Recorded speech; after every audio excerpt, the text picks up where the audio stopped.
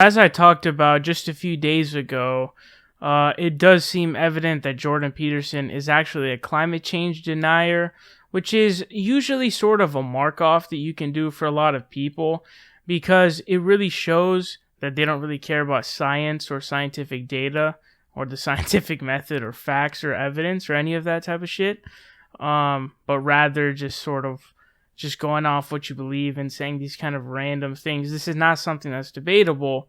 Now, I talked about how he he cited and touted this PragerU video of essentially saying, this is for the anti-capitalist environmentalists to hate.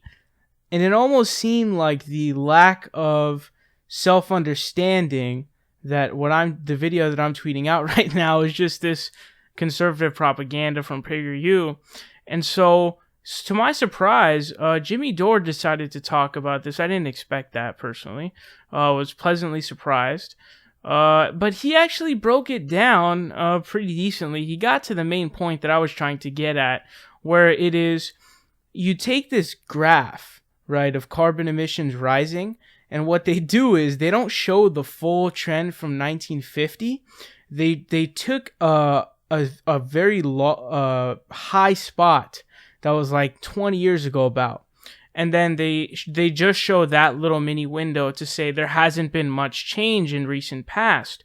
But what they're doing is you take this big actual graph and you cut it to sort of show what you want people to believe, as if there's that there's no global warming going on. So he's going to explain that here. So this shows you how this is how skeptics view global warming, right? So he's taking a piece like this, but skeptics look at the bigger picture, right? So you can see how this has been going up every couple of decades. Well, for instance, look at that red. So that's what you look at. You don't look, so you look at from 1970 to 2012. That's the trajectory of global warming. It's not. It's not this, right? So this is what they do. They go, oh, we'll take it from a 10-year slice from 1997 to 2016. Oh, that's a 20-year slice. And look, climate change, just look, it's nothing. So that's the disingenuous part. But if you're...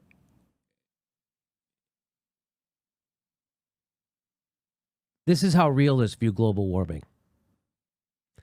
This is how skeptics view it. They take it at 10 and 20-year increments. So you could say, look, it's not going. But if you're a realist, you see the trajectory of global warming. Here's another one.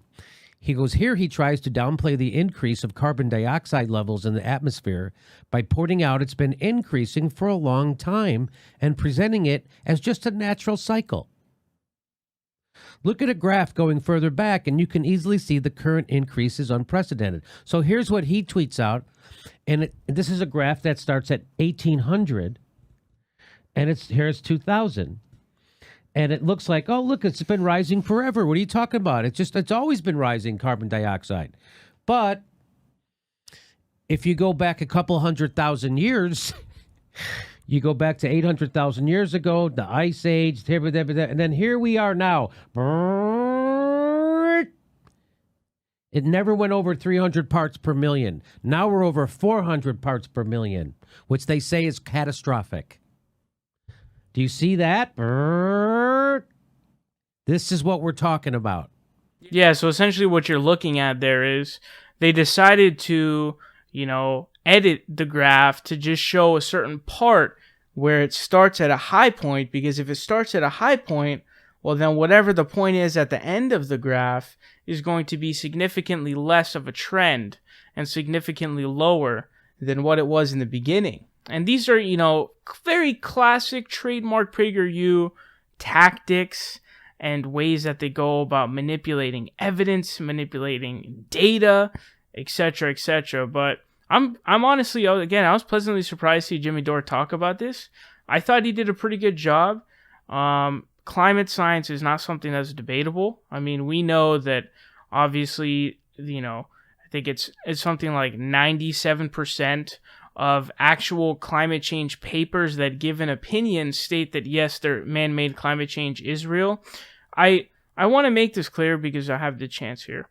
People need to stop making the argument that 97% of scientists believe something, because that's irrelevant what a scientist believes. The scientific method, as explained by Potholer, is not by, polling scientists of what they believe is true. That's not how science works. The way that science works is the scientific method and looking at the results from the data. And what we have seen is that there's been a massive corroboration on the results and of whether or not man-made climate change exists from studies which are data-driven. So there's a corroboration of data. There's a consensus of data, not of scientist opinion on the matter. So when you do a study and you look at different data and you go, due to this data, I come to this conclusion because of my scientific method that I applied, that is the actual statistic. It's really irrelevant what a scientist thinks, because science is not based on polling the scientists and see, okay, well, what does the scientist community believe today? That's not it. So please stop using that argument because it's not the right one, and it's going to set you up for some bad situations on rare occasions.